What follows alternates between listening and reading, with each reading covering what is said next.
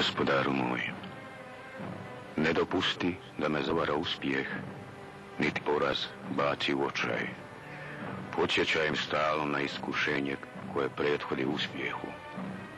Gospodar moj, nauči me da je tolerancija najviši stupanj moći, a želja za osvetom prvi znak slabosti.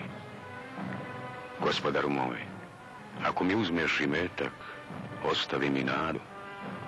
Ako mi podariš uspjeh, podari mi snagu, volje da savladam poraz. A kada mi uzmeš blagodat zdravlja, podari mi blagodat imana. Gospodaru moj, kada se ogriješimo ljude, podari mi snagu oprosta. Gospodaru moj, kada ja zaboravim na tebe, nemoj ti zaboraviti na mene.